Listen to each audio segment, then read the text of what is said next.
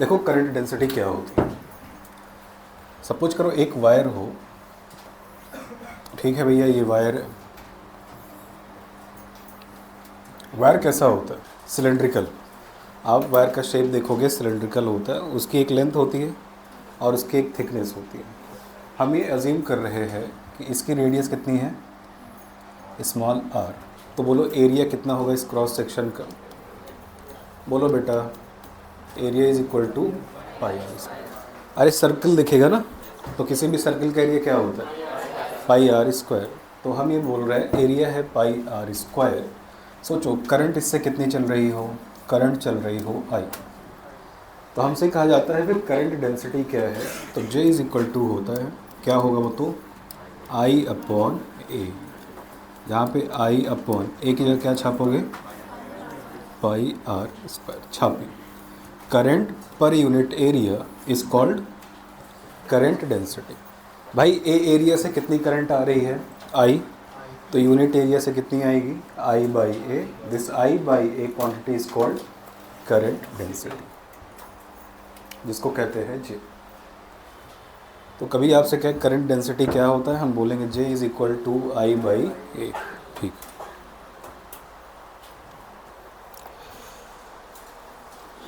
बनाइए।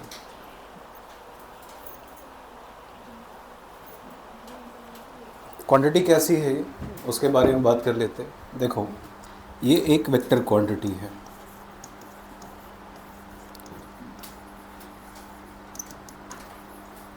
अगर ये वेक्टर क्वांटिटी है तो इसका एक दूसरा फार्मूला होता है vector J is equal to, बोलो क्या होगा?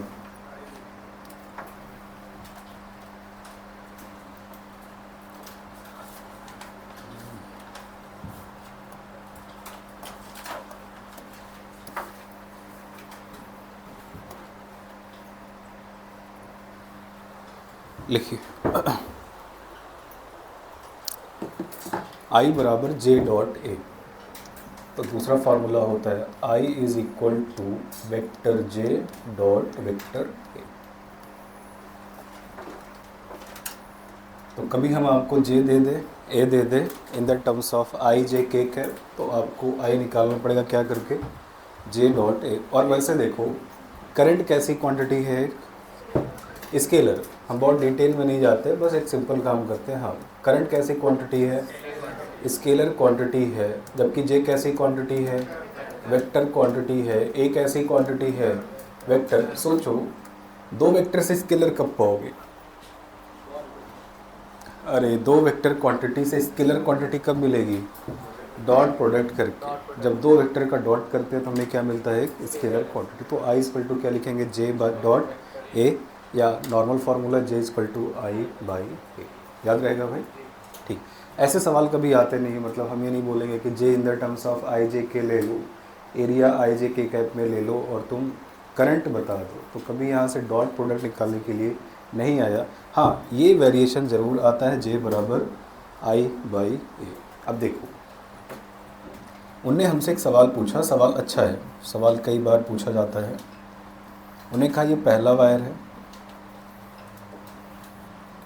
ये दूसरा वायर है और ये तीसरा वायर। और यहाँ पे करंट कितनी फ्लो कर रही है? I। कितने वायर से यहाँ पे? 3। पहले वायर का एरिया कितना है?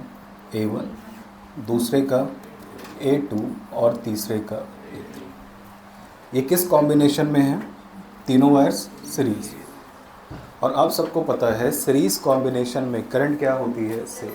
तो चाहे करंट पहले वायर में बह रही हो, चाहे दूसरे में बह रही हो, चाहे तीसरे में, तीनों में करंट की वैल्यू क्या रहेगी? करंट तीनों वायर में सेम रहेगी। तो अगर मैं J का रिलेशन देखूं तो J बराबर आपने क्या लिखा है? J बराबर आपने लिखा I बाई ए। सब के लिए I क्या रहा? कांस्टेंट। जिसका एरिया ज़्यादा होगा उसकी करंट डेंसिटी कम होगी। तो बोलो अगर ये 1 है, ये 2 है, ये 3 है, तो किसकी करंट डेंसिटी सबसे कम रहेगी? J1। बहुत J1 की सबसे कम, उसके बाद J2 की रहेगी और सबसे ज़्यादा किसकी रहेगी? J3। रिलेशन ले लोगे तो जिस तार का एरिया ज़्यादा होगा उस तार में करंट डेंसिटी कम होगी, क्योंकि सारे तारों में करंट क्या रहती है, सेम। फ्लो कभी भी बदलता नहीं है। जैसे कुछ लोग सोचते हैं अरे तार तो बदल गया तो करंट क्यों नहीं बदला, क्योंकि दिमाग में आता है कि भाई अगर वायर बदल गया है तो आर बदल गया होगा, आर बदल गया होगा तो वैल्यू भी क्या होनी चाहिए, चेंज। आप सोचो एक पाइप में पानी फ्लो कर रहा हो और मैं उस पाइप के क्रॉस सेक्शन को अगर धीमा कर दूं, मतलब कम कर दूं, तो पानी की स्पीड क्या होगी, बिल्कुल ऐसा ही यहाँ होता है। अगर एरिया कम होता है तो फ्लो की स्पीड क्या हो जाती है, ज़्यादा। तो एरिया और फ्लो एक दूसरे को क्या करते हैं, बैलेंस करके चलते हैं, ताकि हर वायर में करंट क्या रहे, सेम। तो फ़र्क नहीं पड़ता किसका एरिया ज़्यादा है किसका एरिया कम। अगर आप सीरीज में सारे वायर्स को जोड़ते चले जाओगे तो आप देखोगे हर तार में करंट क्या रहेगी, सेम रहेगी। बात क्लियर हो गई। तो भाई इसमें क्या है, कुछ नहीं है, जे बराबर सिंपल है आई बाई ए, किसका है, वायर का क्रॉस सेक्शनल एरिया। तो वायर कैसा होगा आपका, सिलेंड्रिकल, तो सामने क्या दिखेगी, सर्किल, तो एरिया रेडियस स्मॉल आर, तो एरिया कितना, पाई आर स्क्वायर। तो J is equal to I by A, vector form क्या है, I is equal to J dot A. तो करंट डेंसिटी कौन सी क्वांटिटी है, लेकिन करंट कैसी क्वांटिटी है, तो हमको दो वेक्टर से एक स्केलर चाहिए तो डॉट मिलता है, I equal to J dot A. अगर आप तीन वायर्स को सीरीज में जोड़ दें, भले ही उनके एरिया अलग अलग हो लेकिन तीनों में करंट क्या होती है, सेम। तो जे बराबर आई बाई ए, आई सेम है, जिसका ए ज़्यादा उसके अंदर करंट डेंसिटी कम होगी। तो बोलो सबसे कम किस में होगी, पहले वायर में, उसके बाद, और सबसे ज़्यादा किस में होगी, तीसरे वायर में, क्योंकि तीसरे का एरिया सबसे कम है। तो करंट डेंसिटी बहुत क्या होती है, करंट डेंसिटी उस तार के यूनिट एरिया से कितनी करंट फ्लो हो रही है। अरे बात क्लियर हो गया। चलिए देखिए आगे बढ़ते हैं।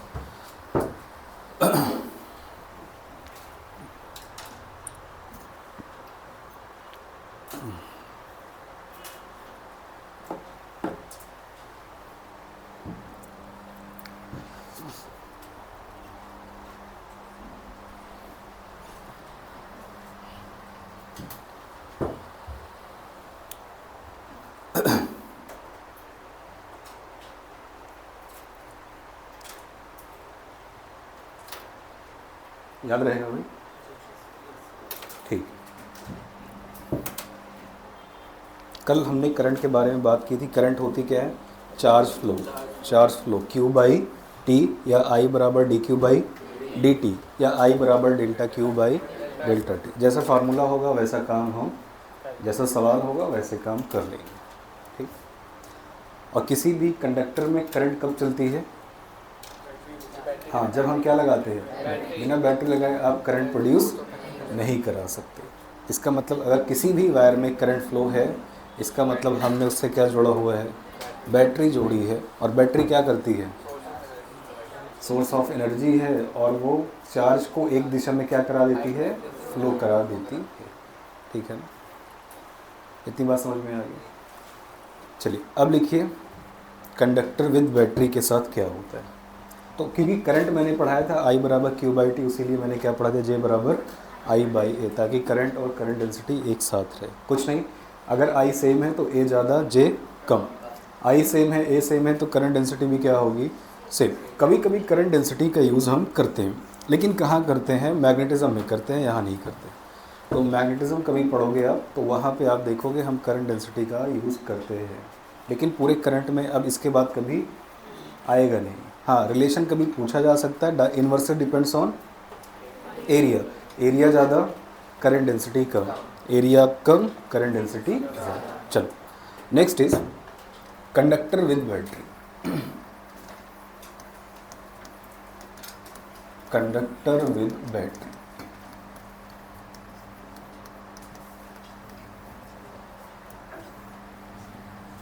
कल पढ़ा था कंडक्टर विदाउट बैटरी। तो आपने निकाला था थर्मल स्पीड, आपने निकाला रिलैक्सेशन टाइम, आपने निकाला मीन फ्री पाथ, आपने कहा रैंडम मोशन, है ना, और रैंडम मोशन में अंडर डिस्प्लेसमेंट ज़ीरो। तो we consider velocity of the charge particle is equal to zero, so current is zero. अब हम बात करें कंडक्टर विद बैटरी। अगर हम किसी तार को बैटरी से जोड़ दें, आइए जोड़ के देखते हैं।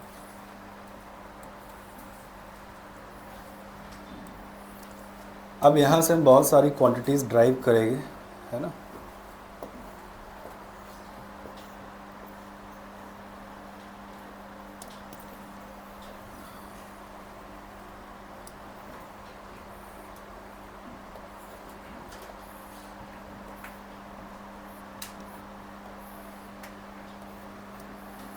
कैपेसिटर में हमने बैटरी की बात की थी। बैटरी के कितने पोल्स होते हैं? दो। एक बैटरी का प्लस होता है, दूसरा प्लस किसको रिप्रेजेंट कर रहा होता है? हाई पोटेंशियल टर्मिनल को, और माइनस ठीक है। अब बैटरी का आपने क्या किया, एक कंडक्टर जिसकी लेंथ कितनी है बेटा? जिसकी लेंथ स्मॉल l है और जिसका एरिया कितना है? कैपिटल A है। आपने सिलेंड्रिकल वायर है, आपने इसके दो एंड को बैटरी से जोड़ दिया। बोलो ये क्या हो गया? जिसको प्लस से जोड़ा वो एंड क्या हो गया? प्लस। और जिसको माइनस से जोड़ा वो एंड क्या हो गया? माइनस। और इलेक्ट्रोस्टैट कहती है अगर कहीं पर पोटेंशियल क्रिएट हो जाए, पोटेंशियल डिफरेंस, एक हाई पोटेंशियल दूसरा, तो बोलो वहाँ क्या प्रोड्यूस हो जाती है? Electric field. यही तो पढ़ा था हमने ना कि जहाँ भी पोटेंशियल डिफरेंस होगा वहाँ क्या होगी? वहाँ इलेक्ट्रिक फील्ड होगी। तो आई थिंक ये एंड वायर का किस पर आ गया? High potential and. और ये एंड किस पर आ गया? लो पोटेंशियल एंड। बताओ अंदर क्या सेटअप हो गई? एक इलेक्ट्रिक फील्ड जिसकी दिशा क्या होगी? From high potential to low potential. इसके अंदर क्या है? इलेक्ट्रॉन्स है। अब मैं कुछ बातें आपको सिखा देता हूँ। हमने हमेशा कहा है किसी भी कंडक्टर के अंदर इलेक्ट्रिक फील्ड क्या होती है? ज़ीरो। मैं चीख चीख के मैंने 10 दिन बोला है कि कंडक्टर है तो अंदर ई क्या होगा? ज़ीरो। ये भी क्या है? कंडक्टर। बोलो अब ई जीरो या नॉन ज़ीरो? अरे बोलो ना, कहाँ ज़ीरो? अभी तो सिखाया ये ई है। ये ई कहाँ से आ गया? तो बैटरी सोर्स किसका है? अंदर इलेक्ट्रिक फील्ड को क्या करने के लिए? सेटअप करने के लिए। तो बैटरी का एक ही काम है कि कंडक्टर के अंदर इलेक्ट्रिक फील्ड को क्या कर देना? सेटअप कर देना। इससे क्या होगा? अभी तक इलेक्ट्रॉन्स कैसे चल रहे थे? कोलिजन कर रहे थे, और कोलिजन करते हुए मोशन रैंडम था। और किसी भी रैंडम मोशन का नेट डिस्प्लेसमेंट क्या होता है? बहुत अच्छा बोला आपने। और थर्मल स्पीड कितनी थी? 10 की पावर 5। अब क्या लग गई? Electric field. इलेक्ट्रिक फील्ड का सोर्स कौन है? बैटरी। अब हर चार्ज पार्टिकल पर क्या लगने लगा? एक इलेक्ट्रिक फोर्स। अरे सारी बात हुई ना, अगर चार्ज है ई है तो क्या लगेगा? एक फोर्स लगेगा। और फोर्स क्या करेगा उसको? फोर्स किसी एक तरफ उसको धक्का मार मार के ले जा रहा हो। ज़रा बताओ इलेक्ट्रॉन पे फोर्स किधर लगते हैं? ई के opposite. This is called F E. और एफ ई की वैल्यू कितनी होगी? Small E by small E into capital. अरे तुम्हें याद है एफ बराबर हम लिखते हैं क्यू इंटू ई। चार्ज की वैल्यू कितनी है और कितनी? सही है। बोलो हर इलेक्ट्रॉन पे क्या लगने लगा? एक फोर्स। और ये फोर्स उसको किधर लेके जाना चाह रहा है? From low potential to. Electron अब भी रैंडम मोशन में होते हैं।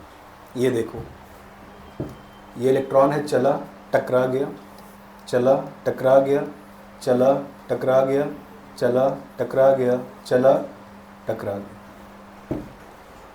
लेकिन साथ साथ एक काम और भी हो रहा है। रैंडम मोशन तो है, लेकिन अब इनका पाथ कैसा होगा? कर्वेचर। टक्कर हो गई।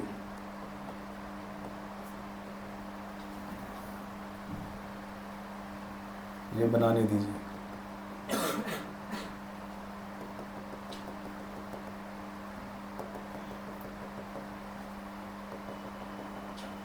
ऐसा पाथ क्यों हो रहा है? ये वाइट वाला पाथ कब का है? Without battery. और जो नया पाथ बना है वो कब का है? With battery. इसका मतलब मोशन अब भी कैसा है? रैंडम। अब भी क्या हो रहा है? कोलिजन। अभी वो टक्कर खा रहे हैं, लेकिन साथ साथ एक काम हो रही है। इलेक्ट्रिक फील्ड हर इलेक्ट्रॉन को आगे की तरफ क्या कर रही है? खींच रही है। खींचने का मतलब कितने से खींच रही है? क्यू ई से खींच रही है। तो मोशन रैंडम होते हुए भी इनको इलेक्ट्रिक फील्ड एक दिशा में खींचने लगती है। किसको? इलेक्ट्रॉन को। एक इलेक्ट्रॉन को कि कंडक्टर के सारे इलेक्ट्रॉन्स को। तो हम ये देखते हैं कि भाई मोशन तो रैंडम अभी भी है, लेकिन इलेक्ट्रिक फील्ड इसको नेट क्या दे रही है? बोलो, नेट क्या दे रही है? डिस्प्लेसमेंट। हाँ, रैंडम मोशन होते हुए इलेक्ट्रिक फील्ड एक दिशा में सबको क्या कर रही है? खींचती जा रही है।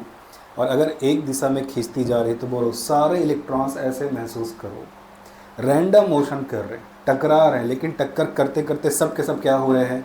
आगे की तरफ क्या कर रहे हैं? धीरे धीरे बढ़ते जा रहे हैं। और अगर आगे बढ़ते सब जा रहे हैं तो सब जा कैसे रहे हैं? From low potential to high potential. बोलो, एक करंट सेटअप हो जाएगी from high potential to low potential, and this is called I. और उसी को बोलते हैं ड्रिफ्ट। ये जो खींच के ले जा रही है उसको क्या बोलते हैं? उसको बोलते हैं ड्रिफ्टिंग ऑफ इलेक्ट्रॉन। तो ये जो ड्रिफ्ट हो रही है, ये ड्रिफ्ट किसके कारण है? ई के कारण। मोशन अब भी कैसा है? अरे बोलो ना। लेकिन रैंडम मोशन होते हुए अब बेटा जो नेट डिस्प्लेसमेंट होगा वो नॉट इक्वल टू क्या हो जाएगा? ज़ीरो। और इसका कारण क्या है? क्योंकि इलेक्ट्रिक फील्ड अब कितना फोर्स लगा रही है? F बराबर क्यू ई। और यही इलेक्ट्रिक फोर्स अब इसको इलेक्ट्रॉन्स को क्या देता है? ड्रिफ्ट देता है। ड्रिफ्ट का मतलब खींचना। इलेक्ट्रिक फील्ड इलेक्ट्रॉन को अब एक दिशा में खींचने लग जाती है।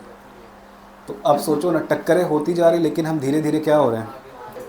हाँ, टकरा रहे हैं, लेकिन हमारा अपने डिस्प्लेसमेंट जीरो नहीं है।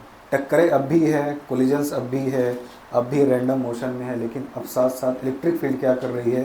कंडक्टर के अंदर सारे इलेक्ट्रॉन्स को एक दिशा में खींचने चली जा रही है। और जब खींच रही है, उस खींचने की कहानी को क्या बोलते हैं? उसको बोलते हैं ड्रिफ्ट। तो इलेक्ट्रिक फील्ड सेटअप करने से इलेक्ट्रॉन क्या करने लगते हैं? ड्रिफ्ट करने लगते हैं from low potential to high potential. तो हम ये अज्यूम करते हैं कि अच्छा ये कहानी चल रही है, लेकिन साथ साथ इलेक्ट्रॉन्स क्या हो रहे हैं बेटा? आगे बढ़ते जा रहे हैं। पाथ कैसा है? स्ट्रेट या पैराबोला? पैराबोला। तो इलेक्ट्रिक फील्ड सेटअप करते ही दो कोलिजन के बीच का जो पहले पाथ कैसा था? स्ट्रेट लाइन, वो अब कैसा हो जाएगा? और ऐसा क्यों होगा? सोचो, तुम खुद सोचो। ये बैटरी, ये पॉजिटिव प्लेट है और ये क्या है? नेगेटिव प्लेट है। बताओ इलेक्ट्रिक फील्ड की दिशा क्या है? प्लस से माइनस। एक इलेक्ट्रॉन ऐसे सीधा सीधा जाना चाह रहा है, जा पाएगा? इस पे क्या लगेगा? एक फोर्स। और इलेक्ट्रिक फोर्स ई के क्या लगेगा? अपोजिट। तो वो उसको कुछ इस दिशा में लेके जाएगा। तो इलेक्ट्रिक फील्ड पाथ को स्ट्रेट नहीं लेने देता, क्या करता है? वो घुमा देता है। This is called parabola. Path अब स्ट्रेट लाइन नहीं है, दो कोलिजन के बीच का पाथ स्ट्रेट लाइन नहीं बल्कि पैराबोला है। उसका कारण क्या है? कि अब इलेक्ट्रॉन क्या होने लगे? ड्रिफ्ट होने लगे। वो कोलिजन करने जाना चाहता था सीधा, लेकिन अब इलेक्ट्रिक फील्ड उसको थोड़ा थोड़ा क्या करेगी? आगे की तरफ खींचेगी। तो पाथ अब स्ट्रेट लाइन ना होकर के पैराबोला हो। तो मेक श्योर अगर बैटरी लग गई, मोशन अब भी रैंडम है, अभी कोलिजन्स हो रहे हैं, लेकिन उन कोलिजन्स के साथ साथ एक काम ये हो रहा है कि अब हर इलेक्ट्रॉन पे एक फोर्स लग रहा है जो कि इलेक्ट्रॉन्स को आगे की तरफ ड्रिफ्ट करता जा रहा है। ऐसा नहीं अचानक से मोशन दे देता, ड्रिफ्टिंग स्टार्ट हो जाती है कि हर इलेक्ट्रॉन धीरे धीरे खिसकने लग जाता है। या मैं सही बोलूँ तो इलेक्ट्रिक फील्ड उसको क्या करती है? खींचने लग जाती है, धीरे धीरे खींच रही होती है। और उस खींचने की फिनोमेना क्या कहलाती है? ड्रिफ्ट कहलाती है। तो हर इलेक्ट्रॉन भाग रहा होता है किस दिशा में? From low potential to. तो मैं इलेक्ट्रॉन हूँ तो मैं रैंडम मोशन में भी हूँ, मैं क्या कर रहा हूँ? कोलिजन्स भी कर रहा हूँ, लेकिन साथ साथ इलेक्ट्रिक फील्ड मुझ पर फोर्स लगा के मुझे क्या कर रही है? आगे की तरफ खींचती जा रही है। तो मैं रुका नहीं, मेरा अब नेट डिस्प्लेसमेंट जीरो नहीं है। हाँ, मेरा अब भी मोशन रैंडम है, लेकिन अब नेट डिस्प्लेसमेंट नॉन जीरो है, क्योंकि इलेक्ट्रिक फील्ड क्या कर रही है? हमारी ड्रिफ्टिंग कर रही है। अरे बात समझ में आ गई। और इसी ड्रिफ्टिंग की स्पीड को क्या बोलते हैं? Drift velocity. की किस स्पीड से इलेक्ट्रिक फील्ड आपको आगे की तरफ खींच रही है। अरे समझ में आया? बनाओ। तो क्या बैटरी का काम क्या है? इलेक्ट्रिक फील्ड को सेटअप करना। तो एक ही सोर्स है जो कंडक्टर के अंदर ई का सेटअप कर सकती है, उसको क्या बोलते हैं? Electric field. ओ सॉरी, उसको क्या बोलते हैं? बैटरी लगा दोगे ई आ जाएगा, बैटरी हटा दोगे ई चला जाएगा। अरे समझ में आया? लिखो।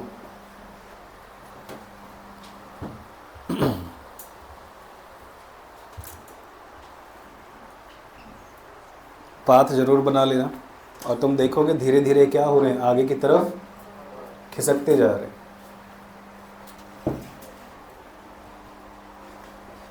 मोशन अब भी कैसा है, रैंडम, और साथ साथ क्या हो रहे होंगे, कोलिजन्स। इनको तो रोका ही नहीं जा सकता। मोशन रैंडम है, कोलिजन है, लेकिन इस बार नेट डिस्प्लेसमेंट क्या होगा, ज़ीरो, क्योंकि सब की क्या हो रही है, drifting. Drifting by electric field.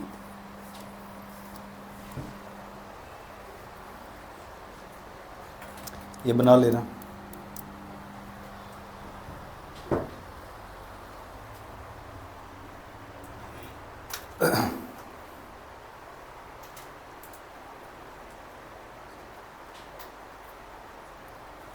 सही है भैया।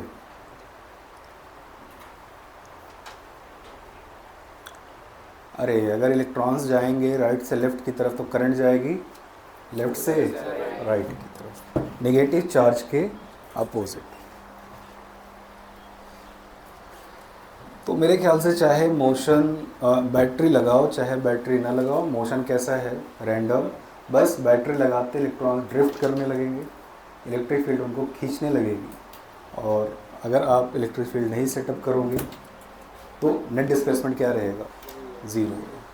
तो इलेक्ट्रिक फील्ड का काम, बैटरी का काम क्या है, कंडक्टर के अंदर फील्ड को प्रोड्यूस करना है ना।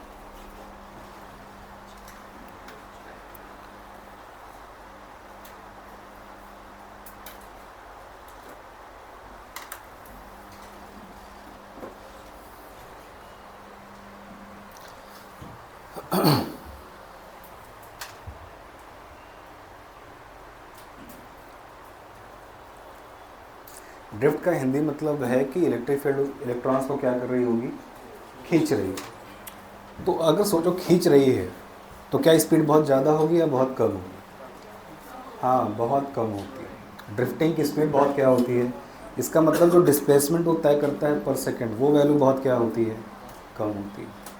बात समझ में आ रहा है। तो इस इलेक्ट्रॉन के पास कितनी तरह की स्पीड्स हैं, हाँ बहुत बड़ी हैं, दो तरह की है, आपको महसूस करना पड़ेगा। एक है दो कोलिजन के बीच चलने वाले जो डिस्टेंस है उसको किस स्पीड से तय कर रहा है, 10 की पावर 5 से चल रहा है। मतलब यहाँ से यहाँ उसको जो चल रहा है वो 10 की पावर 5 से चल रहा है। लेकिन भाई साहब जो आगे बढ़ रहा है पर सेकंड, जो डिस्टेंस आगे ट्रैवल कर रहा है वो बहुत क्या है, कब, वो 10 की पावर -4 होती है। तो ऐसा क्यों, फिर से समझ लो, वरना कुछ लोग सोचते हैं यार एक ही इलेक्ट्रॉन के पास दो तरह की स्पीड कैसे हो सकती है। स्पीड एक ही है लेकिन हमने उसको दो हिस्सों में बांटा। मैं रैंडम मोशन में हूँ तो दो कोलिजन के बीच मुझे कितना स्पीड से चल रहा हूँ मैं, 10 की पावर 5। और उसी रैंडम मोशन में मैं थोड़ा सा क्या हो रहा हूँ, आगे बढ़ रहा हूँ, थोड़ा सा आगे बढ़ रहा हूँ। वो जो थोड़ा सा आगे बढ़ा हुआ है मैंने, वो किस स्पीड से बढ़ा है, 10 की पावर -4 से बढ़ा। तो क्या इलेक्ट्रॉन 10 की पावर -4 मीटर पर सेकंड से चल रहे होते हैं, नहीं, वो तो ऐसे जा रहे हैं, वो तो ऐसे गया ना, यहाँ से यहाँ गया। अब यहाँ से यहाँ आने में वो किस स्पीड से चला है, 10 की पावर 5 मीटर पर सेकंड। लेकिन जब हम ये देख रहे हैं कि कितना खिसक गया आगे, तो हमने क्या देखा, इसका डिस्प्लेसमेंट, और v बराबर निकाला क्या हमने, डिस्प्लेसमेंट इनटू क्या बेटा, टाइम। ये डिस्प्लेसमेंट बहुत क्या है, बहुत कम, क्योंकि दो कोलिजन्स के बीच जब वो ड्रिफ्ट हो रहा है तो ड्रिफ्ट की जो डिस्टेंस है वो बहुत क्या है, कम, वो डिस्टेंस बहुत कम है, इसीलिए स्पीड भी बहुत क्या होती है, कम होती है। तो ड्रिफ्ट की वेलोसिटी का मतलब है आगे बढ़ने की स्पीड। तो इलेक्ट्रॉन्स के आगे बढ़ रहे हैं, हाँ, लेकिन आगे बढ़ रहे हैं कोलिजन करते हुए। तो वो दो कोलिजन के बीच तो बहुत तेज़ी से चल रहे हैं, लेकिन उसी के साथ वो आगे खींच उठ रहे हैं। तो खींच उठ रहे हैं तो कितना डिस्प्लेसमेंट ले रहे हैं? वो डिस्प्लेसमेंट बहुत क्या रहेगा? कम। इसीलिए ड्रिफ्ट वेलोसिटी भी क्या होती है? कम होती है। बात समझ में आ गई? तो ड्रिफ्ट वेलोसिटी है आगे बढ़ने की स्पीड, और थर्मल स्पीड दो कोलिजन के बीच जो सफ़र क्या कर रहा है? तय कर रहा है। अरे बात क्लियर हो गई? ओके, ये बात हो गई। अब चलिए एक एक टर्म लेते हैं और ख़त्म करते हैं इस पूरे टॉपिक को। पहला टर्म है ड्रिफ्ट वेलोसिटी, टर्म ही यही है। पहला टर्म ड्रिफ्ट वेलोसिटी। तो आपको ड्रिफ्ट वेलोसिटी कब मिलेगी? हाँ, जब आप क्या लगा दोगे? Electric field. इसका मतलब रूम टेम्परेचर पर है तो उसके पास ड्रिफ्ट वेलोसिटी नहीं है। अरे वो क्या आगे बढ़ पा रहा है क्या? नहीं, उसका नेट डिस्प्लेसमेंट क्या रहेगा? ज़ीरो। तो बैटरी लगाते ही वो आगे खींचने लगेगा तो डिस्प्लेसमेंट आ गया। This is called drift velocity. I V D बराबर जो फार्मूला होता है एक्सेलरेशन इनटू टाउ होता है। एक्सेलरेशन कितना होता है? Small E capital E by M into क्या बेटा? टाउ। तो यहाँ से वी डी की एक वेक्टर फॉर्म आती है, V D is equal to e tau by M into capital E. बोलो आगे क्या लग जाएगा? कोई बताएगा माइनस क्यों सेटअप हो गया है? क्योंकि ड्रिफ्ट वेलोसिटी इलेक्ट्रिक फील्ड के क्या होती है? अपोजिट होती है, इसीलिए यहाँ क्या लग जाता है? Minus is equal to minus. अच्छा, फार्मूला याद होना चाहिए। आपको लगता होगा कि बिना फार्मूले के काम चल जाएगा, बिल्कुल भी नहीं चलेगा। आपको याद होना चाहिए V D equal to small E capital E by M into tau, जहाँ पे स्मॉल ई क्या है? इलेक्ट्रॉन का क्या है? चार्ज। कैपिटल ई क्या है? Electric field. टाउ क्या है? बहुत बढ़िया बोल रहे बेटा, रिलैक्सेशन टाइम। अच्छा बोल रहे। एम क्या है? मास किसका? मास ऑफ इलेक्ट्रॉन, जो कि कितना होता है? फिर यार पागल वागल हो गए हो क्या? हाँ, कितना होता है? कल ही तो गधा बेवकूफ़ बनाया था यार। -31 क्या? केजी। सही है, बहुत बढ़िया। पहला फार्मूला बिल्कुल बैटरी लगाने के बाद जो मिला है, ड्रिफ्ट वेलोसिटी आगे बढ़ने की क्या स्पीड है, which is equal to small E capital E by M into tau. Tau क्या है? दो कोलिजन के बीच का लगने वाला समय, जो कितना होता है? एवरेज 10 की पावर -14 सेकेंड होता है। ओके, तो क्या इलेक्ट्रिक फील्ड सेटअप करते ही कोलिजन नहीं होते? होते, बिल्कुल होते। आइए,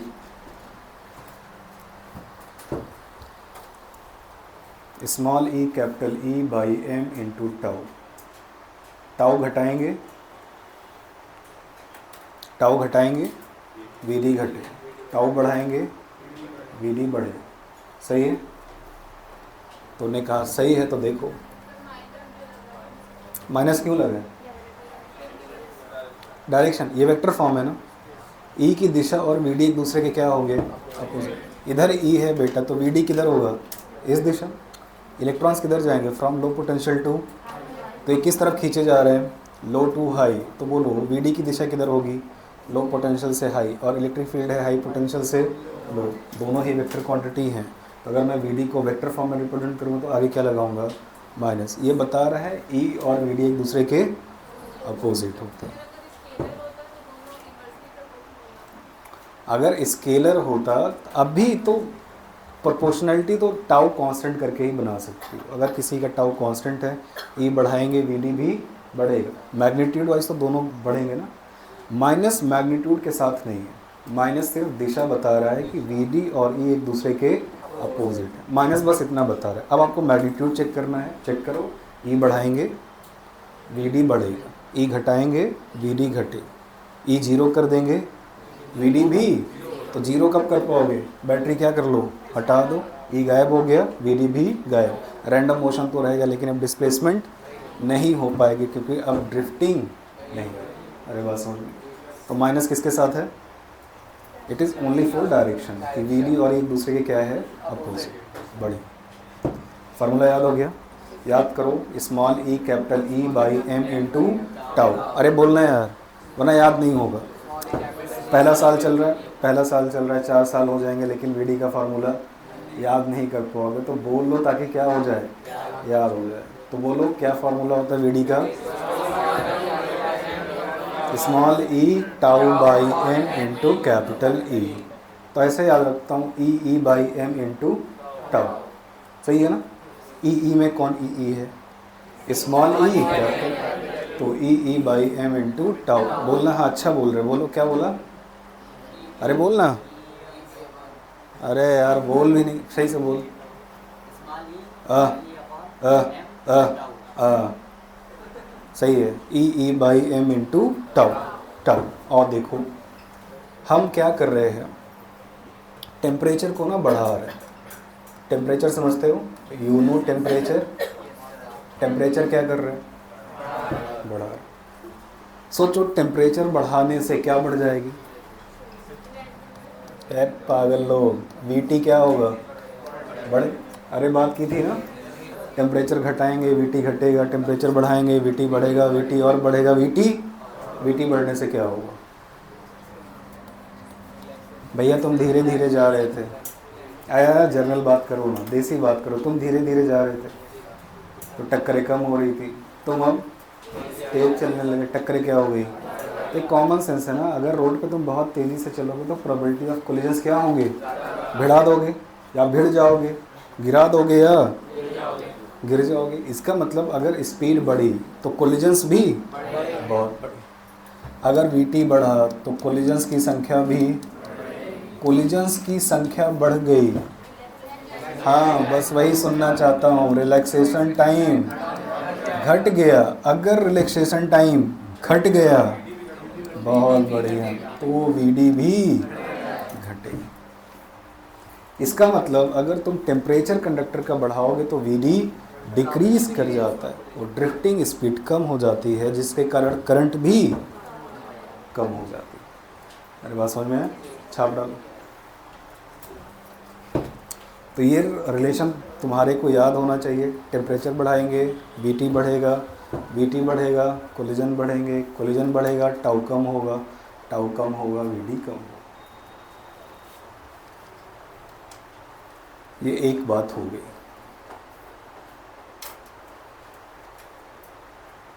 और ये बात तभी अराइज होती है जब क्या लगा दो आप? बेट। तो किसी भी इलेक्ट्रॉन को थर्मल स्पीड ड्रिफ्ट वेलोसिटी कब मिलती है? जब ड्रिफ्टिंग हो। और ड्रिफ्टिंग कब होगी बेटा? जब आप क्या लगाओगे? बैटरी। अरे बोल के पढ़ो ना यार, सोना नहीं है, सोना कुछ लोग पक्का सोते हैं, नींद है आ जाती है। आप सुबह हो सकता है उठते हो 5 बजे 6 बजे, तो ऑब्वियस बात है कि 11-10 बजे तक नींद आने लगती है।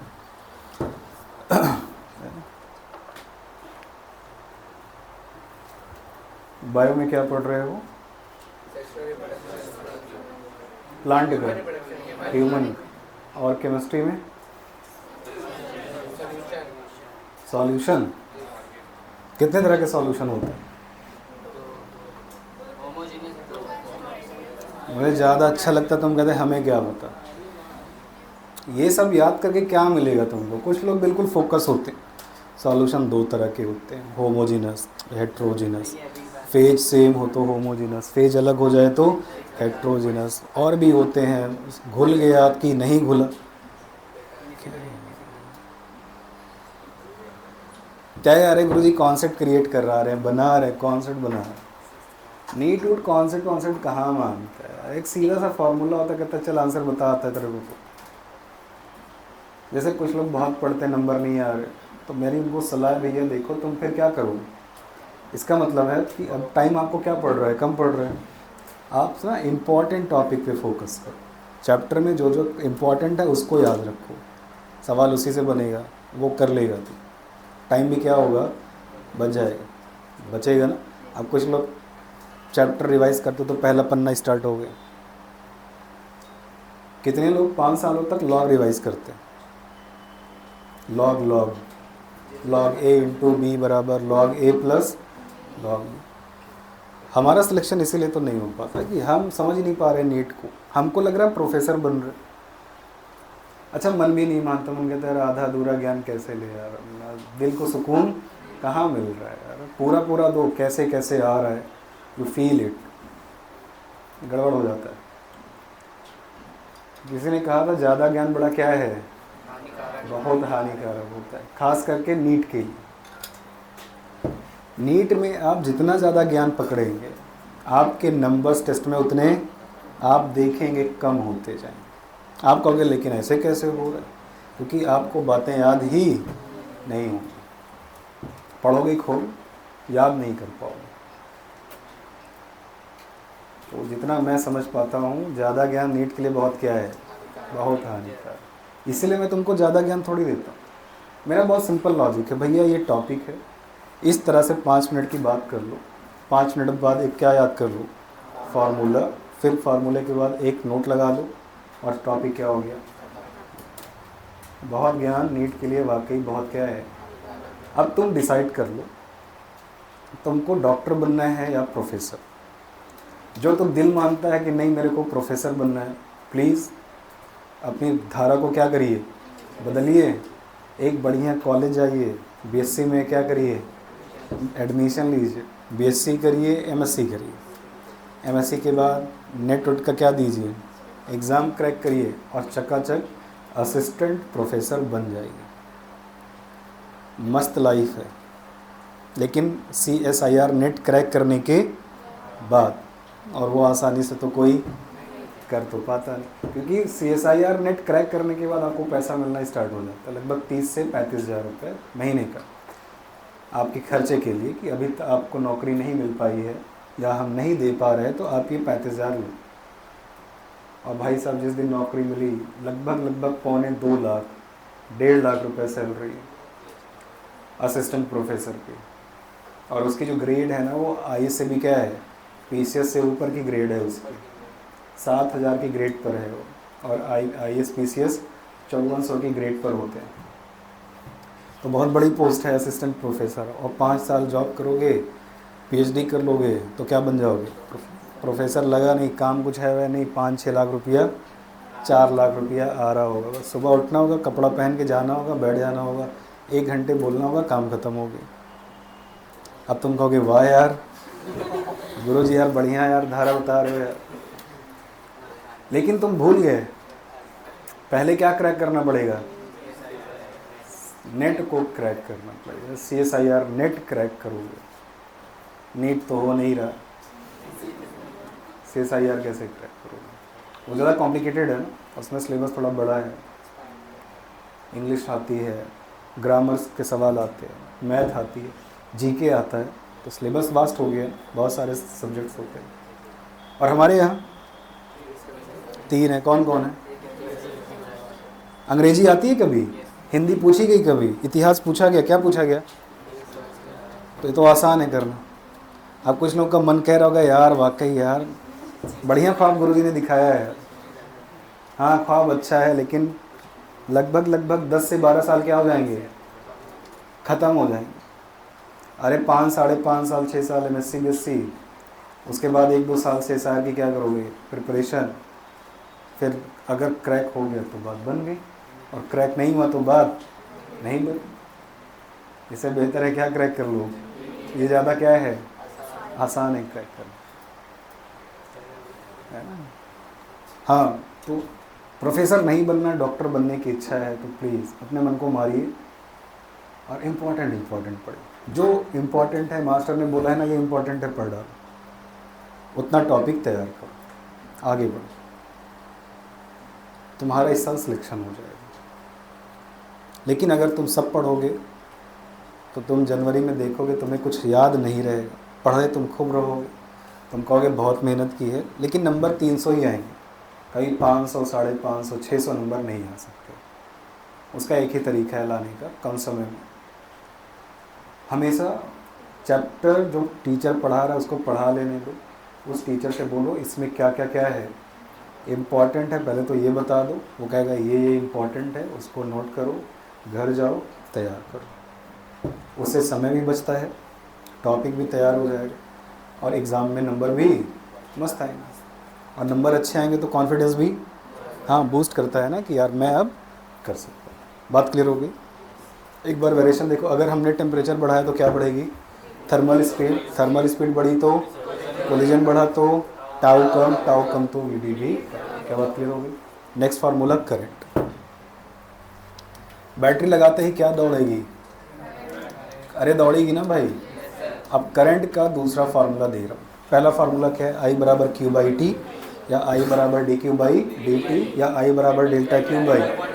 ये सवाल में जैसा सवाल होगा वैसा फार्मूला हम अप्लाई करें। अब उन्हें का दूसरा फार्मूला है आई बराबर एम ई ए, आगे क्या होगा? जहाँ पे टर्म्स क्या है, तो क्या करंट के एक फार्मूले हैं? नहीं, करंट का एक कौन सा फार्मूला है?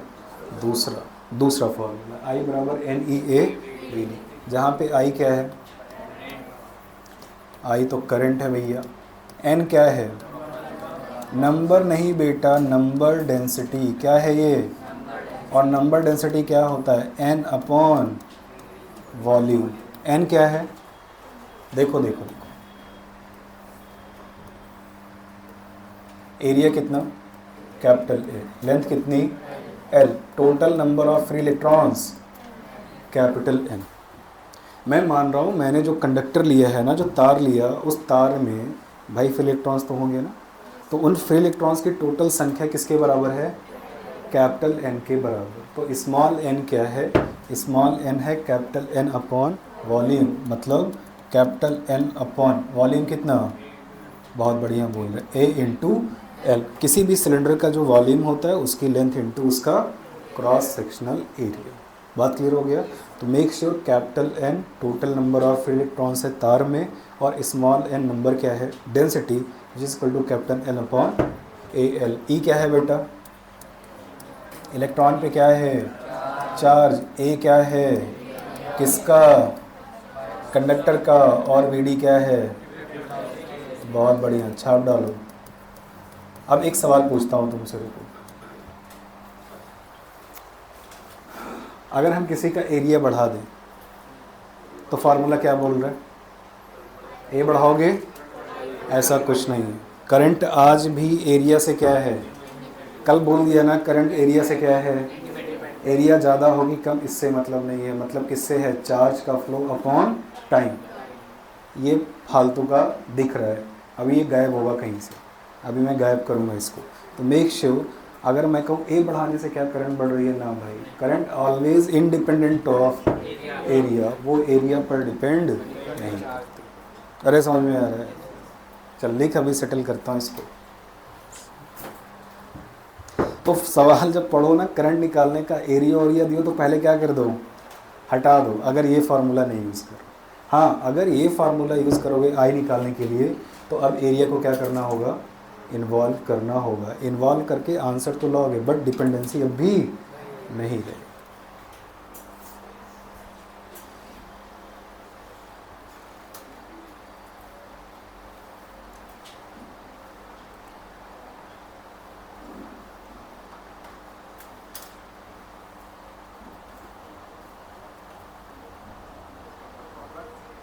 हाँ, अरे आई लिखा है इतना बड़ा बड़ा बे। आई बराबर क्या है? N E A B D. तो करंट का ही तो फार्मूला है ना, ये करंट का दूसरा फार्मूला। और यहाँ से वी डी बराबर क्या होता है बेटा? Small E capital E by M into tau.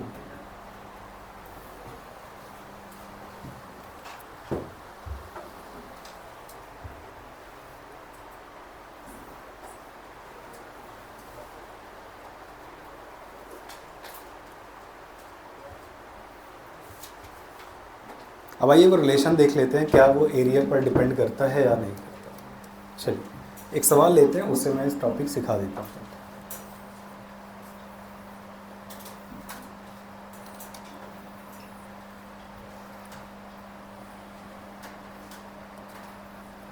मेरे पास दो वायर्स हैं, एक का एरिया A1 है, दूसरे वायर का एरिया A2। दोनों कैसे हैं? दोनों कैसे हैं, और सीरीज़ में है भाई, तो जो करंट यहाँ होगी वही करंट, मतलब दोनों तार में आई क्या रहेगा, सेम रहेगा।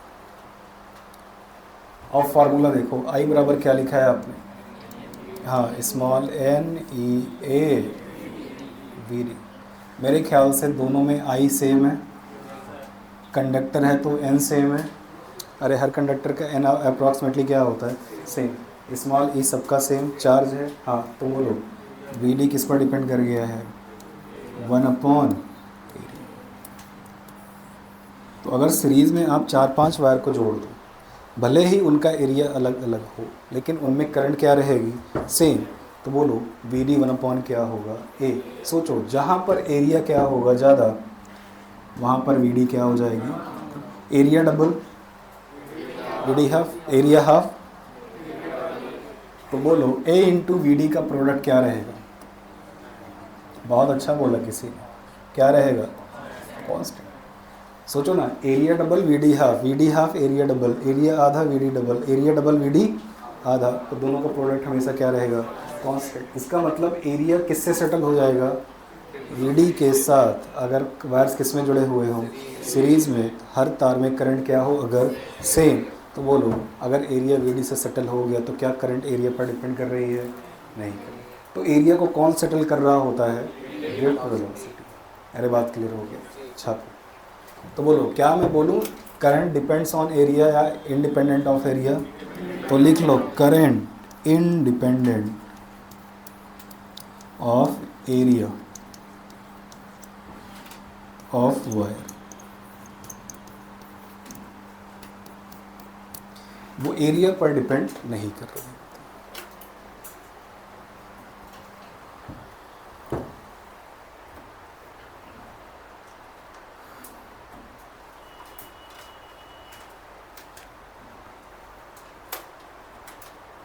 Current is independent of cross sectional area of wire. Current constant है दोनों में, जिसको कहते हैं करंट सेम है, एन ई सेम है, तो वी डी और ए एक दूसरे के इनवर्स रिलेशन में होते हैं। लेकिन ये तभी रिलेशन क्रिएट कर सकते हो जब दोनों तार में करंट क्या हो, सेम। तो अगर सीरीज में मैं 5 तार लगा दूँ और हर तार का एरिया अलग अलग हो, तो वी डी एरिया से एडजस्ट होता चलेगा और हर तार में करंट क्या रहेगी, सेम फ्लो करती रहेगी, क्योंकि फ्लो को एरिया से मतलब नहीं।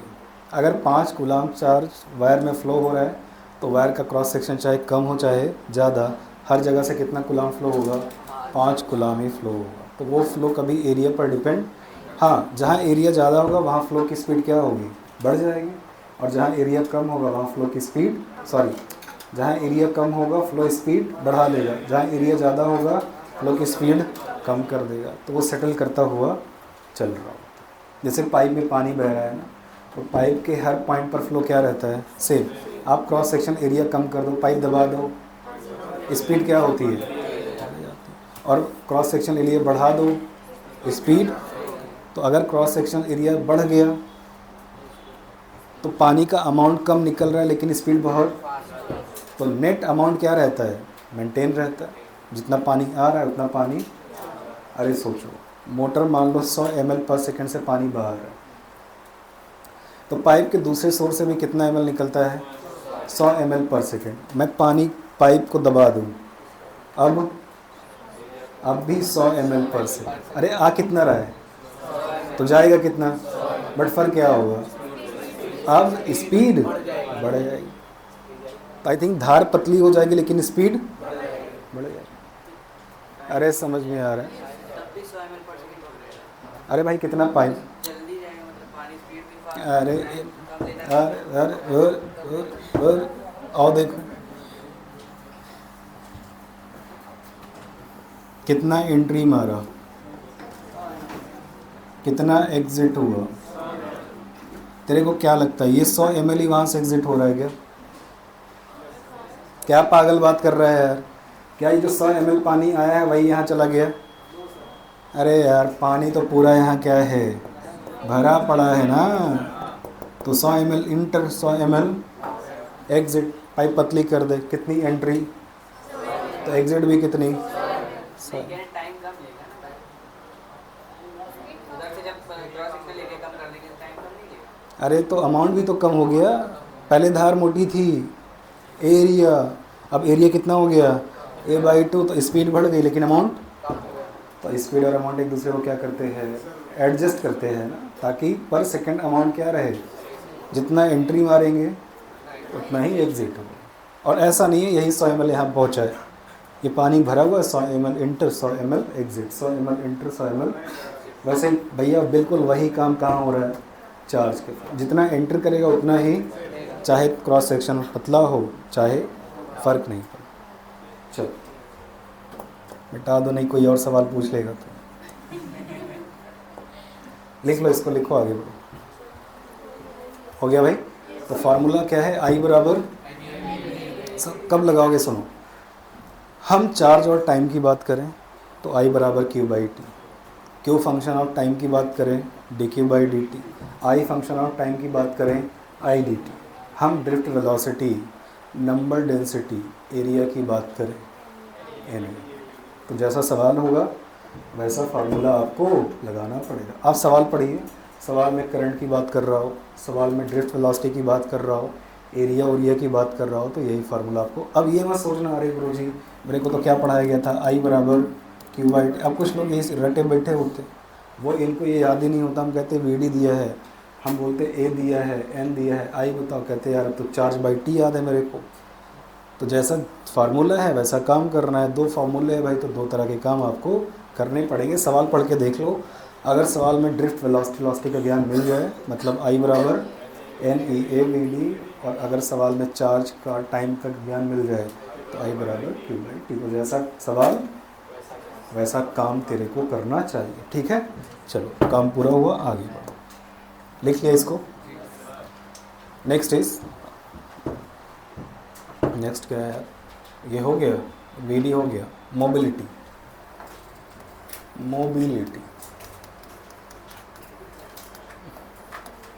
इसको म्यू से रिप्रेजेंट करते हैं, mobility of electron. And what is mobility, वो कहते हैं भैया म्यू बराबर होता है drift velocity upon E, VD/E। तो मेरे ख्याल से म्यू बराबर VD कितना है, small e capital E upon E से ही क्या हो गया, what is the mobility of electron, E/τ/, याद होना चाहिए। तीसरा फार्मूला है ये आज का, mu is equal to E/τ/m। Tau बढ़ाया मोबिलिटी बढ़ गई, टाउ घटाया मोबिलिटी कम हो, है तो ये स्पीड ही ना। मोबिलिटी इज आल्सो स्पीड, बस अलग तरीके से। Drift velocity per unit electric field, भाई यूनिट इलेक्ट्रिक फील्ड लगाने पर किस स्पीड से इलेक्ट्रॉन्स चल रहे हैं, दिस इज कॉल्ड मोबिलिटी। मतलब 1 वोल्ट पर मीटर लगा दो तो इलेक्ट्रॉन जिस स्पीड से ड्रिफ्ट करेंगे उसी स्पीड को क्या बोलेंगे, मोबिलिटी। अरे सही है, drift velocity acquired by electron per unit electric field. लिख लो डेफिनेशन ताकि तुमको याद रहे। ड्रिफ्ट वेलोसिटी एक्वायर्ड कैसे लिखा जाता है भाई, हाँ एक जन बोलो जिसको अंग्रेजी आती है, ACCQI। तो क्या बता रहे हो, मेडल मिला हुआ था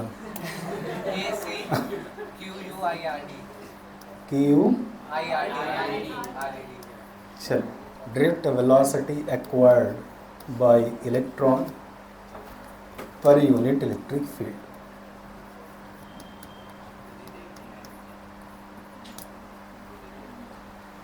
drift velocity acquired by electron per unit electric field, और हिंदी बोल देता हूँ, 1 वोल्ट पर मीटर अप्लाई करने पर, 1 वोल्ट पर मीटर क्या है,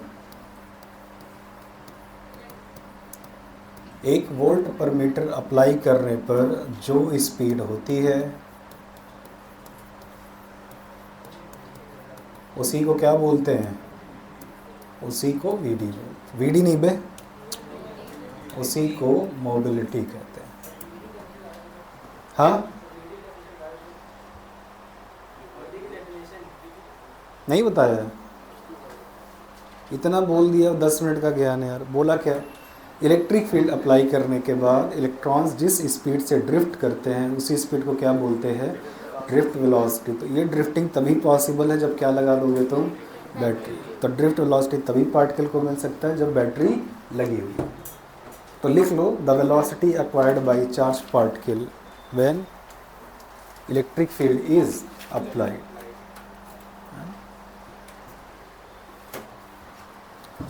मोबिलिटी।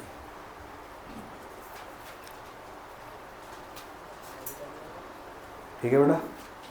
अरे ठीक है ना?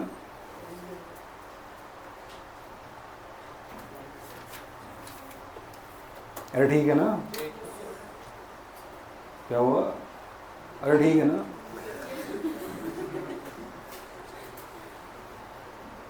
आई। अब तक कितने फार्मूले पढ़े हैं? 3। ड्रिफ्ट वेलोसिटी आई बराबर N E A we d और mobility is equal to e tau by m. इसका मतलब अगर मैंने टेम्परेचर बढ़ाया तो रिलैक्सेशन टाइम कम, मोबिलिटी भी कम। इसका मतलब स्पीड बढ़ेगी कि घटेगी? स्पीड कम हो जाए। तो अगर कोलिजन बहुत फास्ट होने लगे, इसका सीधा मतलब है इलेक्ट्रॉन्स की स्पीड का आगे बढ़ने की जो दर है वो क्या हो जाएगी? कम हो जाएगी। अरे बात क्लियर हो रहा है? और ऐसा क्यों हो रहा है? क्योंकि हर इलेक्ट्रॉन अब एक पर्टिकुलर दिशा में जाने लगे। तो आप सोचो ना, अगर 1000 आदमी एक दिशा में चलने लगे तो टक्करें क्या होगी? टक्करें बढ़ जाएंगी। टक्करें बढ़ गई तो स्पीड अपने आप, जितना ज़्यादा टक्कर स्पीड उतनी कम। अरे सोचो ना, मैं टकरा गया, मैं बहुत तेज़ी से चल रहा हूँ, टक्कर हो गई, स्पीड क्या हो गई? फिर मैंने स्पीड बढ़ाई, फिर टक्कर हो गई, फिर स्पीड बढ़ाई। तो टक्करें क्या करती हैं? एनर्जी का क्या करती है? फिर पार्टिकल एनर्जी क्या करेगा? क्वाइट करेगा, फिर से भागने की कोशिश, फिर क्या हो जाएगी? तो इलेक्ट्रॉन स्पीड बढ़ाना तो चाहते हैं लेकिन फटाक से क्या हो जाती है? टक्कर। स्पीड क्या रह जाती है? कम। ड्रिफ्ट वेलोसिटी होती कितनी है? 10 की पावर -4 मीटर पर। How to explain this? तुम कैसे जस्टिफाई करोगे इस वैल्यू को? हाँ हैं?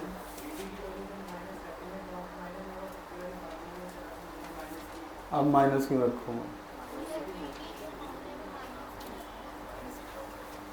वीडी के फॉर्मूले में माइनस होता है। अरे वो वेक्टर फॉर्म के लिए है ना। हम वेक्टर फॉर्म पढ़ रहे हैं, मैग्नीट्यूड पढ़ रहे हैं भाई। तो मैग्नीट्यूड निकालो ना यार। तो वेक्टर फॉर्म एक चीज़ बता दिया है, उसी को आगे लेके चलना चाहते हो। हम मैग्नीट्यूड पे चल रहे हैं ना, हमें दिशा से क्या मतलब? इलेक्ट्रोस्टैटिक बता दे रही है, जिधर ई लगाओगे इलेक्ट्रॉन की फ्लो उसका क्या रहेगा? अपोजिट। बात खत्म हो गई। अब उसको आगे मत लेके बढ़ो ना, आप बस मैग्नीट्यूड पे चलो। मोबिलिटी भी किधर होगी? मोबिलिटी इधर वी डी होगा, उधर ही म्यू होगा। तो म्यू भी ई के क्या होता है? अपोजिट होगा। तो ये सारा ज्ञान तो मालूम है ना। वी डी कितना होता है? कैसे एक्सप्लेन करोगे? कोई एक जन उठो कह दो इसलिए ऐसा हो रहा है। कौन है?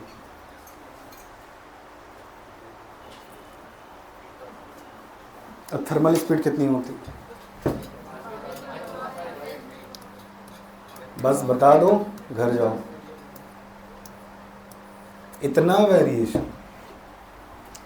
बैटरी लगाने के पहले 10 की पावर 5 मीटर पर सेकेंड में, और बैटरी लगाते ही 10 की पावर -4। कैसे हो रहा है?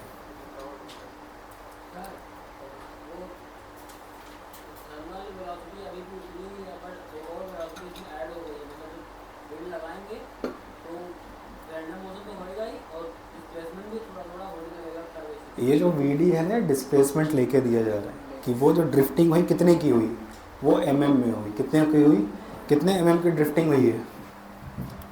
कुछ भी नहीं आता। 0.1 mm पर सेकेंड। इसका मतलब इलेक्ट्रिक फील्ड जो इलेक्ट्रॉन को ड्रिफ्ट दे रहा है वो कितने mm का दे रहा है?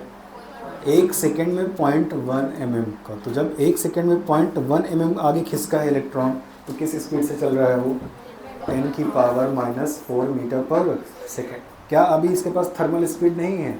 है, लेकिन वो थर्मल स्पीड दो कोलिजन के बीच की स्पीड है जिससे वो दो कोलिजन कर रहा है। मैं बहुत तेज़ी से चला 10⁵ से, टकरा गया, लेकिन इन दो टक्करों के बीच में थोड़ा सा क्या हुआ, मैं ड्रिफ्ट कर गया, मैं थोड़ा सा क्या हुआ, आगे बढ़ गया। वो आगे कितना बढ़ा मैं? 0.1 mm पर सेकेंड। मैं चल किससे रहा हूँ? मैं चल किससे रहा हूँ? 10⁵ मीटर पर सेकेंड से, लेकिन मेरा डिस्प्लेसमेंट कितने का हुआ है? क्योंकि मैं किस मोशन में हूँ? रैंडम। तो मेरी स्पीड अभी कितनी है? 10⁵ मीटर पर सेकेंड, लेकिन मेरा डिस्प्लेसमेंट कितना है? और ये डिस्प्लेसमेंट कौन ला रहा है? मेरा मोशन नहीं, इलेक्ट्रिक फील्ड आ रहा है। तो इलेक्ट्रिक फील्ड 0.1 mm पर सेकेंड से इलेक्ट्रॉन को क्या कर रही है? ड्रिफ्ट कर रही। मैं चल बहुत तेज़ी से अभी भी रहा हूँ, समझ रहे हो? मैं इलेक्ट्रॉन हूँ, मैं अभी भी बहुत तेज़ी से घूम फिर रहा हूँ, लेकिन मेरा डिस्प्लेसमेंट बहुत क्या हो रहा है? कम। कितना हो रहा है? 0.1 mm पर सेकेंड। ये दे कौन रहा है मेरे को? और तुम जैसे इलेक्ट्रिक फील्ड हटा दोगे, अभी भी मैं कितने से चलूँगा? 10⁵। अब मेरा नेट डिस्प्लेसमेंट कितना होगा? 0। तो इलेक्ट्रिक फील्ड कितना डिस्प्लेस कर देती है? और यहीं से वेलोसिटी निकलते, दिस इज कॉल्ड ड्रिफ्ट। कि आगे बढ़ने की क्या स्पीड है? अरे समझ में आया? तो इलेक्ट्रॉन्स चल कितने से रहे हैं? लेकिन आगे बहुत कम बढ़ रहे। चल बहुत तेज़ी से रहे लेकिन बढ़ बहुत कम रहे, क्योंकि बीच में क्या हो रहा है? कोलिजन्स। बीच में क्या हो रहा है? कोलिजन्स। तो कितना बढ़ रहा है आगे? 1 सेकेंड में 0.1 mm खिसक रहा है, लेकिन चल बहुत, हाँ, तो घूम फिर बहुत तेज़ी से रहा है, लेकिन आगे बहुत कम बढ़। ये ऐसा ही है, तुम एक गाड़ी लेकर के बहुत तेज़ी से चल रहे हो, लेकिन हर 10 सेकंड के बाद तुम वहीं से 5 मीटर आगे बढ़ जाते हो। हर 10 सेकंड के बाद 5 मीटर, मतलब तुम घूम फिर के 5 मीटर क्या हो जाते हो? आगे। तो तुम एक्चुअली तुम चल तो बहुत तेज़ी से रहे, लेकिन तुम्हारा नेट डिस्प्लेसमेंट सिर्फ 10 सेकंड में कितना हो रहा है? 5 मीटर ही हो रहा है। तो मैं तुम्हारी जो वेलोसिटी निकालूंगा वो किससे निकालूंगा? तुम्हारे डिस्प्लेसमेंट अपॉन टाइम से। अब वो बहुत क्या रहेगी तुम्हारी? तुम लोग साला चल तो बहुत तेज़ी से रहे, लेकिन मेरा डिस्प्लेसमेंट बहुत कम। अरे बात क्लियर हो गया? और ऐसा क्यों हो रहा है उसको भी थोड़ा सा इमेजिन कर लो ताकि तुमको समझ में। ये ड्रिफ्ट वेलोसिटी इतनी कम इसलिए है, ये एक्चुअल पाथ है मेरे ख्याल से, सही है बेटा? ओके, देखो यहाँ से यहाँ इलेक्ट्रॉन खिसका, इलेक्ट्रॉन ऐसे चल रहा है, यहाँ क्या हो गई? पागल है क्या? यहाँ क्या हो गया? कोलिजन होते ही स्पीड फटाक से क्या होगी? इलेक्ट्रिक फील्ड ऐसे लगा हुआ था, तो फोर्स कैसे लगेगा? ऐसे लगेगा, बिल्कुल ऐसे लगेगा। ये फोर्स उसको क्या देता है? एक्सेलरेशन। कितने का एक्सेलरेशन देता है? QE/m। बोलो, ये टाइम कितना लगता है? 10 की पावर, अरे दो कोलिजन के बीच का समय कितना है? अब इलेक्ट्रॉन को यहाँ से यहाँ तक एक्सेलरेट करने का क्या मिला? टाइम। इलेक्ट्रॉन एक्सेलरेट तो करता है, लेकिन समय बहुत क्या होता है? कम। तो इसीलिए ड्रिफ्ट वेलोसिटी भी बहुत कम होती है, बहुत कम समय के लिए एक्सेलरेशन होता है। फिर क्या हो जाती है? कोलिजन। फिर से स्पीड क्या हो जाती है? फिर एक्सेलरेट करना चाहता है, फिर क्या हो जाता है? कोलिजन। फिर से स्पीड कम। अरे बात क्लियर हो गया? हो गया? चलो नेक्स्ट इज, लिखना नहीं था उसको। आई बराबर क्या लिखो? अरे बोलो ना, VD को ओपन कर दो। आई बराबर NEA, VD की जगह पे E/m इंटू कैपिटल E को भी ओपन कर दो। कैसे होगा? पगलेट हो तुम लोग। V/L, कैपेसिटर, पोटेंशियल डिफरेंस कितने का? लेंथ कितनी? तो E बराबर क्या लिखते हो तुम? V/ क्या लिखते हो? अरे यही तो लिखते थे। अब D की जगह क्या आ गया? V/L, जहाँ पे V क्या है? कंडक्टर के अक्रॉस पोटेंशियल डिफरेंस, क्योंकि ये किस पोटेंशियल पे है? हाई। ये किस पर है? U। सही है? तो V इस पोटेंशियल डिफरेंस, यहाँ से मैं निकाल रहा हूँ V बराबर क्या होता है भैया? तो आई बाई वी बराबर क्या होगा? तो I by V is equal to n E square A tau by M l. सही है? 1 अपॉन क्या आएगा? आर। सही है बेटा? तो यहाँ से 1/r बराबर क्या आता है? N E square A tau by M L. तो आर बराबर क्या आता है? M L upon N E square A tau. R क्या है? सबको पता है, रेजिस्टेंस। ड्राइव कर लो। कल आएंगे तो इस फार्मूले से बात करना स्टार्ट करें। ठीक है भाई? कैसे किया देख लो। आई बराबर क्या लिखा? आई बराबर एन ई है, वी डी को ओपन कर लिया और ई को क्या लिखा? V by L, potential difference upon length, V by L. I by V बराबर क्या लिखा? N square A tau by M L. तो आई बाई वी क्या होता है? आर, क्योंकि हम सबको पता है वी बराबर आई आर, तो आई बाई वी बराबर 1/r। तो आर बराबर क्या आया? M L upon N E square A tau. What is R? Resistance offered by तार। What is resistance? करंट के फ्लो में जो अपोज हो रहा है उसी को क्या बोलते हैं? रेजिस्टेंस को। तो करंट का फ्लो का अपोज करने वाली क्वांटिटी क्या कहलाती है? रेजिस्टेंस। हर वायर के पास क्या होता है? रेजिस्टेंस होता है। हाँ, भले ही ज़्यादा हो भले ही कम हो, लेकिन तार है तो उसका क्या होगा? रेजिस्टेंस होगा। और रेजिस्टेंस हमेशा करंट का क्या कर रहा होता है? अपोज कर रहा होता है। रेजिस्टेंस ज़्यादा होगा ज़्यादा अपोज करंट का, रेजिस्टेंस कम होगा कम अपोज। तो जिस तार का आर ज़्यादा होता है उसमें करंट कम होती है, मतलब काफ़ी मेहनत करके उसमें क्या बहेगी? करंट बहेगी। और जिसका आर कम होता है उसमें करंट आसानी से बहती है। तो ये बस यही है कि आर ये बताता है कि तार में करंट आसानी से बह पाएगी या नहीं। आर कम है, फ्लो आसानी से होगा। आर ज़्यादा है, फ्लो बहुत टफ रहेगा। फ्लो तब भी होगा लेकिन वैल्यू बहुत क्या रहेगी? कम रहेगी। अरे बात क्लियर हो गया? तो व्हाट इज़ आर?